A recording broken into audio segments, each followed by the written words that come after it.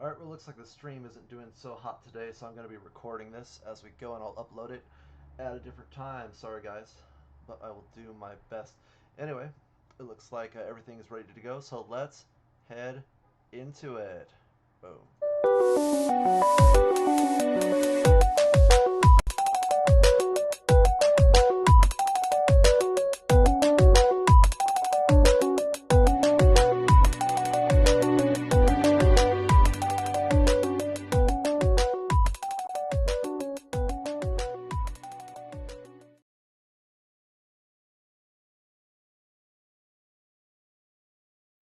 Alright guys, yeah, again, sorry about that. There is a problem with the connection right now, but I'll do my best to solve that. Unfortunately, I'm working with Spectrum, and they tend to not be the best connection ever.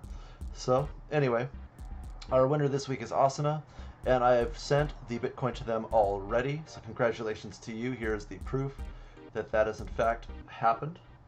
Let's see if it's been confirmed yet.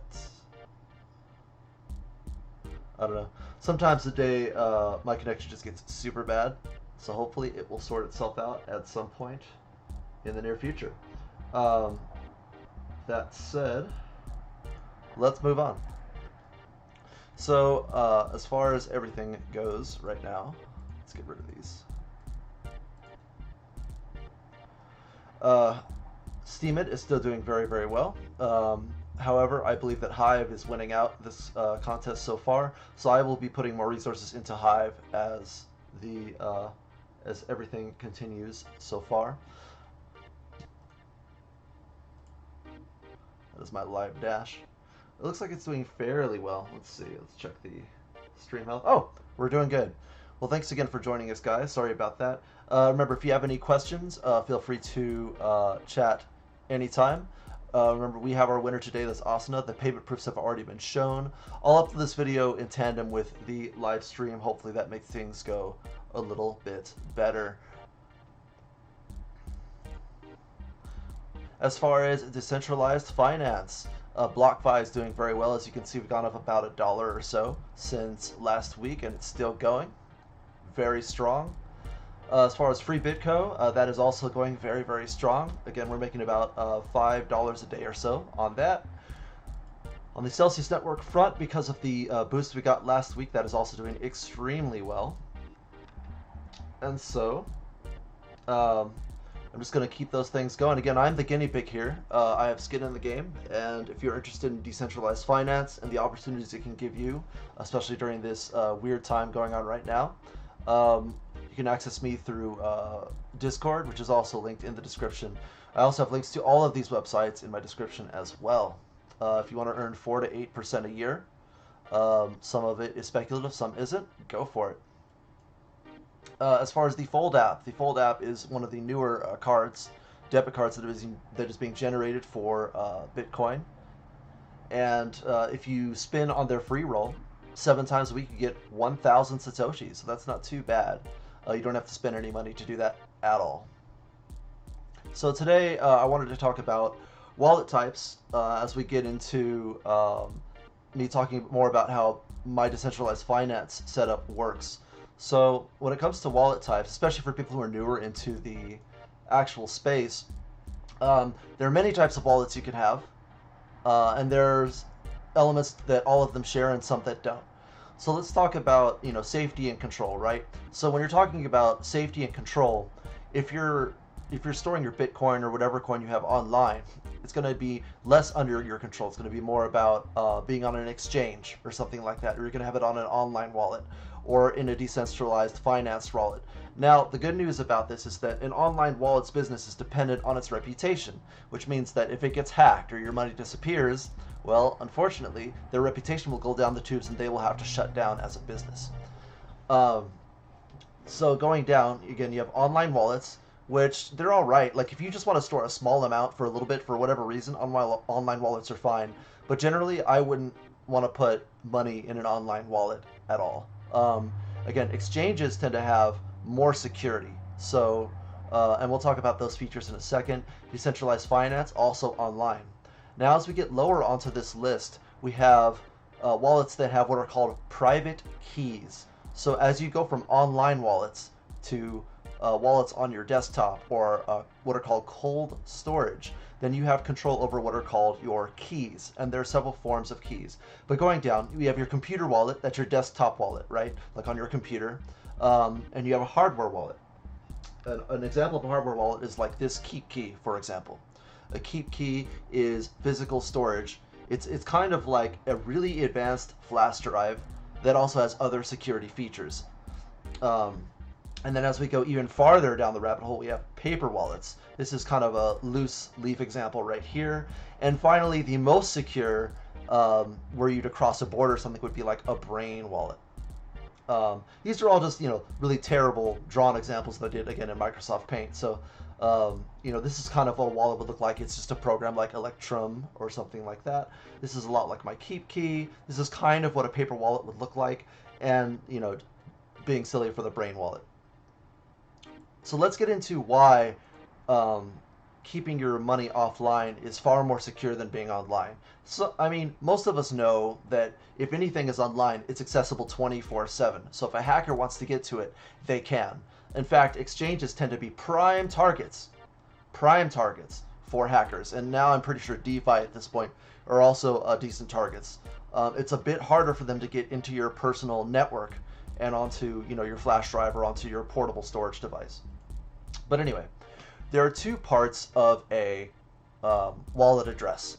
There's the public key. For example, this is my free Bitco address, right? And it can show up in several forms. This QR code is just an abbreviation of this entire address. So you could scan this on your phone, or you could type this into any Bitcoin wallet to send Bitcoin somewhere. Now, going farther down the line, you have your private key. So your public key is a lot like a nickname that allows people to transfer you money. So some bank accounts work this way, where you assign a nickname to someone that you know, and you have their info, and you just send them money, and you can do it readily, right? Well, your private key is more like your social security number or your actual legitimate bank account, that if someone has that, they can spend your money, they can take it, they can falsify the appearance of you. So you never, ever, ever, ever, ever want to give anybody your private keys at any point in time. Never share your private keys, ever. This is a fake private key, by the way, if you didn't know. Now, when it comes to the storing of Bitcoin, what I recommend, and this is not in any way investing advice. This is literally just about security. I'm actually a certified A+ tech, so I know something about this, right? So, I should probably show it just in case.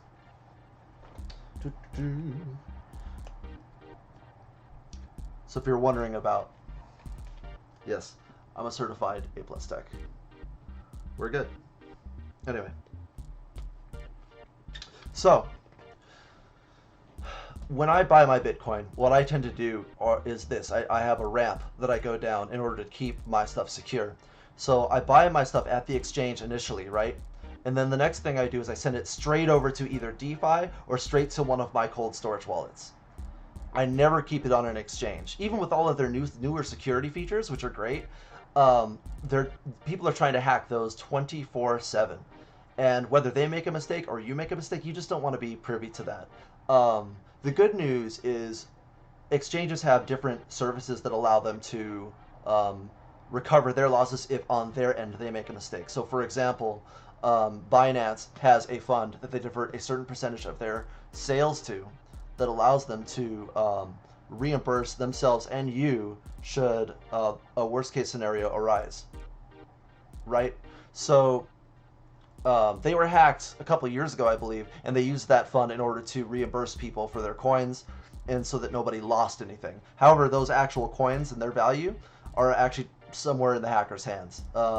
Not to mention many other exchanges, for example, Gemini and BlockFi, they are insured through various means. I believe Gemini is insured through Aon, which linked them to Lloyd's of London, as well as BlockFi, I believe, also has links to Lloyd's of London. So if you put your money there, it is insured. And these sites also often have bank licenses. So if you have dollars, actual US dollars on their site, they're FDIC insured as well.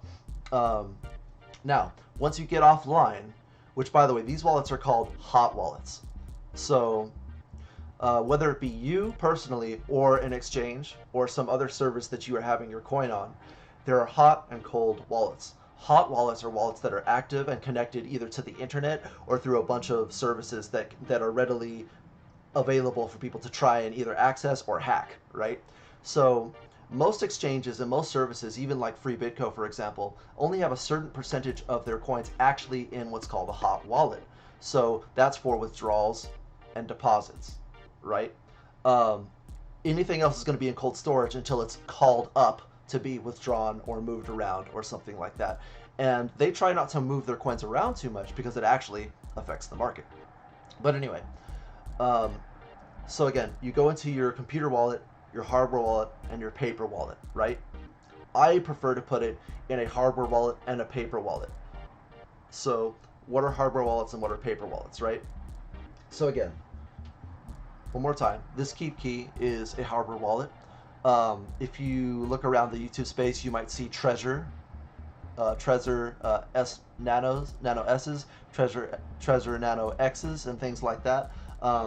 There are other wallets as well that you can use for cold storage. And the benefit to having something like this is that even when it's connected, it has security features that will allow it to shut down, for example, and you can unplug it from your computer, and then you just put it somewhere, like a safe, for example.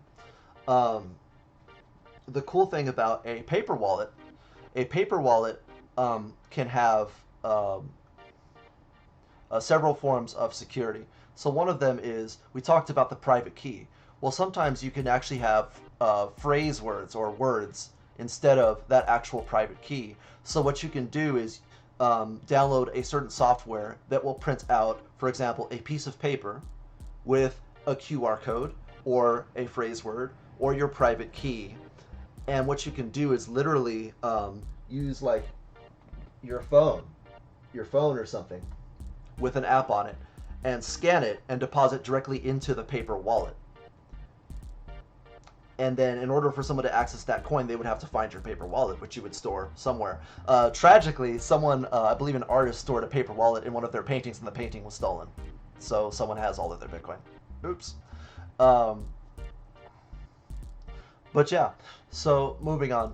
The reason why you would want something like a paper wallet or a brain wallet is if you're like traveling or you're a refugee or something like that. For example, if you could just memorize this private key, then you would never ever lose your money. So if you were, I don't know, a refugee in some war-torn country having issues, and you wanted to make sure that, you know, some baddies couldn't get your money, then what you would do is you would just memorize your private key, destroy your computer, just completely destroy it, right? Even something like this Keep Key. You can destroy this, you can throw it in water, people can tamper with it, whatever. As long as you know your passphrases, your words, all you need to do with any of this technology is open up another wallet and put in those passphrases and you get your money again. That's the wonder of this technology. So you always have access to your money, even if something goes terribly wrong, which is pretty cool. As far as security measures for keeping your stuff safe generally, there are principles of security that are generally known in the IT world. So two-factor authentication or second-factor authentication. So a lot of the principles are based on something you are, something you know, something you have, something you do, and there might be many more. But some of the ways that you can secure, and some of this works for other things too, would be like text message, SMS, or second-factor authentication. That would be like Google Authenticator or Authy or some other trusted apps like that. On some sites, on hot wallets, so like BlockFi or Binance, they have whitelisted addresses. Now this is cool. So if for some reason they get past your password, they get past your text messaging, they get past your second-factor authentication, well then they can only withdraw Bitcoin or whatever coin you have to a trusted whitelisted address. And for them to change that, they'd have to go through all of that again and put an address, and it would take 3 days for them to access it, which is pretty cool. On top of that, some sites also allow you to use biometrics, so like thumbprints, maybe eye scanning or something like that. Finally, again, we have cold storage, right? Cold storage or paper wallets. And lastly, on top of that, you can store things like this inside a vault or a safe or something like that. But once again, if something happens to it, just keep your passphrases either handy or memorize them, and you're good, no matter what happens. But remember, if something happens, someone just messaged me. Ooh. If something were to happen, then all you have to do is let's make sure that's not showing. There we go. Then all you have to do is just type in your private keys or your passphrases into a new wallet, and all that money is yours. Anyway, what a wonderful world we live in with amazing technology. We're down a little bit today. We've been pushing 10K for this past week or so. Eventually it should happen, hopefully. Just check the strength of my connection here. Good. Anyway, let's go to the trading view. I've never done this before. It's really cool. All right. So that's the 1 day. Let's not look at the 1 day. Let's look at the 1 week. There we go. Okay, so this is weekly chart. Make sure everything is good here. Yada, yada, yada, yada. All right, cool. So far, again, we've recovered from this massive dip that happened. Many people are saying that, again, we could fall down another 30%. There are the moving averages, the 50, the 20, the 100, the 200, and they all are different levels of support, somewhere between 8,000, 7,000, 6,000. So most of us are just bracing. Those of us who've been in here for a while are just bracing. Where this is just the roller coaster at this point. We're dollar cost averaging in, and you know, it's going to be a good time. There's nothing too crazy going on right now. Ethereum keeps pushing their date back for Ethereum 2.0, so we'll see what happens. You know. How do you keep a fool amused? I'll tell you tomorrow, right? So that's what they're doing with their marketing team. Other than that, Ethereum is also down. Most everything's down because Bitcoin is down. It's just a normal part of the cycle, and yeah, it's going to be an exciting time. Other than that, guys, regarding the giveaway, please try to comment on something that you liked or didn't like, or have thoughts on about the video. If I'm completely right, comments. If I'm completely wrong, comments. And put your Bitcoin address and you'll be put in for the next competition. Anyway, guys, it's been fun. Thank you so much and have a wonderful day. Be safe out there. Bye-bye.